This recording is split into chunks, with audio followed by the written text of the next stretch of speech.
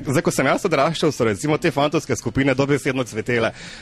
Takrat so nekateri malo bolj zlobni jeziki namigovali, češ da pa boybande poslušajo samo osnovnošolke, pa eni taki sumljivi stari gospodje. Ne? Se je ta ciljna skupina poslušalcev med tem spremenila ali ne vem, kak je naslov? Ja, mislim, da to še vedno temu enako. Kar sami opažamo, ampak dobro, predvsem mi delamo za mlajše punce, mogoče najbolj osnovna šola, srednje šole, ampak se pa najdejo tudi starejša dekleta, ki nas obiščajo na nastopih in ne vem, se podfotkajo z nami, pridejo po podpis, tako da nam je fajno. Bomo počasi cifro menjati. Jaz mislim, da imamo iz vsake, da imamo kar tak široko paleto naših poslušalcev, iz najmlajših do starejših. Ožvej, ti kakšnih težav z sumljivimi starejšimi gospodi najbrž nimaš, ne? Na srečo ne, ampak ima največje težave z babicami David. O babice? Ne, to pač ne.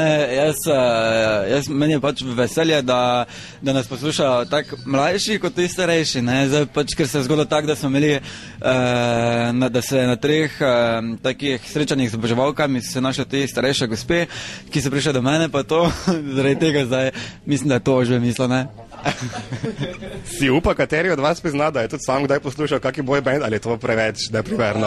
Vola, jaz priznam, da sem, mislim, da ostali ti. Največ, mislim, iz Slovenije, ne, teti boybandov glih nisem, ne vem, kak poslušal, kot so bili Game Over, pa Bebop. A je to ni boyband, ne? No, rečemo. Vse je relativno. Drugače pa kot Amerika, pa to je pa bil Backstreet Boys, ne? To so bili pa idoli, ne? Ostali boyband fani. Ja, še zdaj poslušam Us5, ki so trenutno po tak. Tudi Game Over so bili cari meni osebno. Ja, več je takih v bistvu skupin, tako je že prej Ožbe omenil, Backstreet Boys, od Blue do Westlife. To so vse boybandi, ki so pač še dan danes obdržali na slovenski sceni, ne? Zdaj pač mi naše cene ne moramo primerjati s tem, ampak mogoče vsaj tisti občutek, ne? Da občutimo, kak je, če si v boybandu, ne?